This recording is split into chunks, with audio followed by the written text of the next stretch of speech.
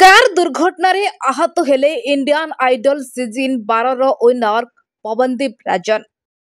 एभली अघटन सोमवार अर्थात आज अहमदाबाद ठारे घटिथिबार सूचना मिली। गुरुतर भावे आघात लगी जहाँ वर्तमान सोशल मीडिया रे खूब भाइराल हेबारे लगी। तेबे सूचना अनुसार पवनदीप अहमदाबाद निकटरे कार दुर्घटना घटी। एभली दुर्घटना आज प्राय भोर 3:40 होइथिबा खबर मिली। एपर्यंत तांको दुर्घटना संपर्क रे कौनसी सूचना मिली पारि नाही। पवन सुस्थ हेबा परे एहार कारण जना पड़िबो बोली कुहा जाउछि, जेउथि पई सिंगर को अपेक्षा करा जाइछि।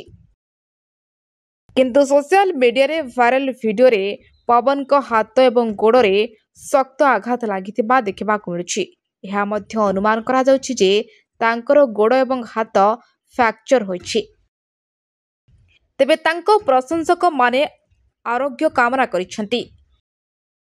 पवनदीप को संगीत यात्रा 2015 मसिया दि वॉइस इंडिया रे तांकर विजय सहित आरंभ होइथिला। तापर से इंडियन आइडल 12 विजेता होइथिले।